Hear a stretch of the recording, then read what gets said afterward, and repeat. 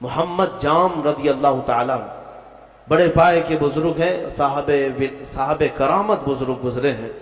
یہ وہ دور تھا جب ہلاکو بادشاہ پوری دنیا میں اپنی درندگی پھیلا چکا تھا، جہاں جاتا تھا قتل عام کرتا تھا، یکے بعد دیگرے وہ ملک فتح کر رہا تھا، لاشوں کے انبار لگا رہا تھا۔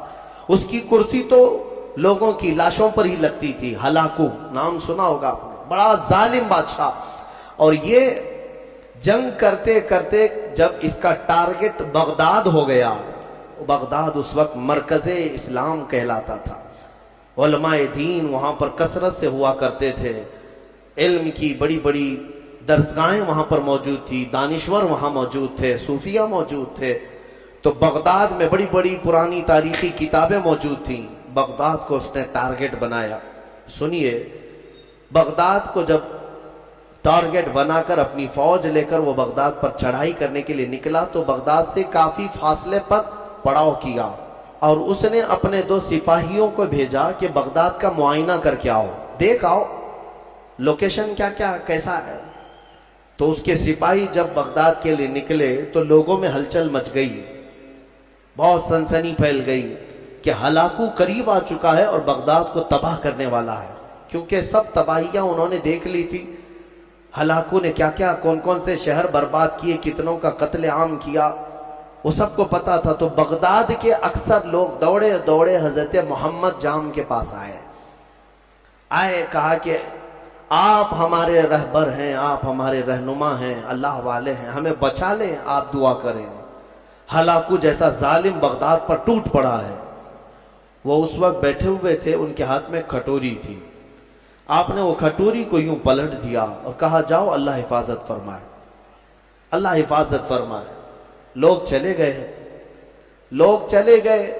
اللہ والوں کو اللہ تعالیٰ نے یہ اختیار دیا ہے، تصرف دیا ہے، اور ان کی اداؤں کو اللہ قبول بھی کرتا ہے۔ ہوا یہ کہ ہلاکو کے دونوں سپاہی پورے راستے پر چھان مارتے رہے، ان کو بغداد نظر ہی نہیں آیا، وہ ڈھونڈتے رہ گئے، ان کو صرف میدان ہی میدان دکھتا تھا، کہیں بغداد دکھتا ہی نہیں تھا۔ وہ واپس لوٹے اور بادشاہ سے کہا کہ بغداد تو ہے ہی نہیں قریب، کہیں پر کوئی شہر ہی نہیں ہے، صرف اور صرف چٹیل میدان ہے۔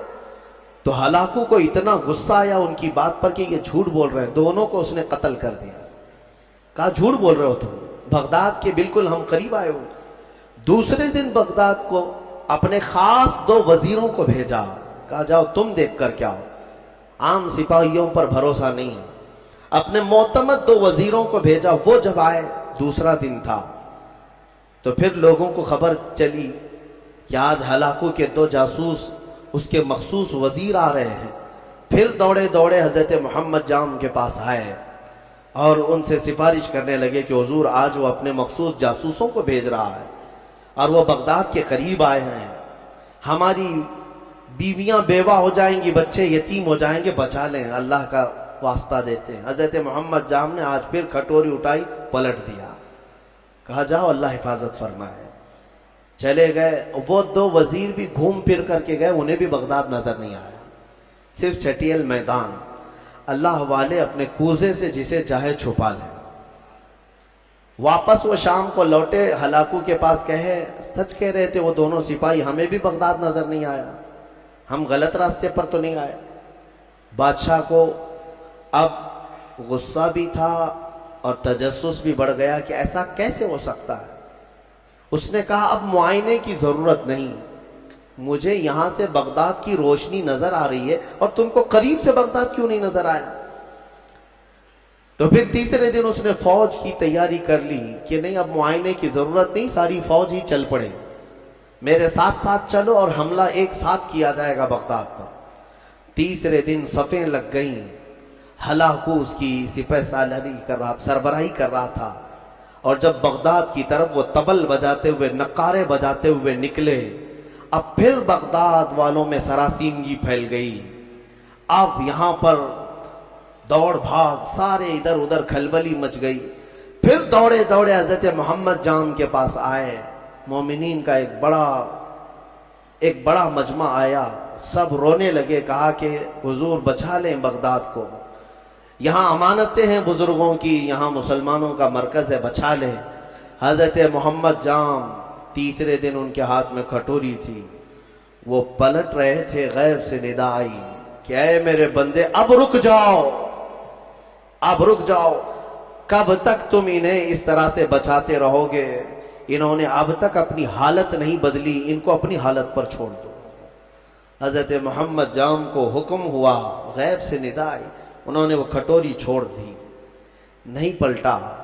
پھر اس کے بعد ہوا یہ کہ ہلاکو بغداد میں داخل ہو ہی گیا اپنی فوج کو لے کر، اور ایسی تباہی مچائی، ایسی تباہی، اللہ کی پناہ۔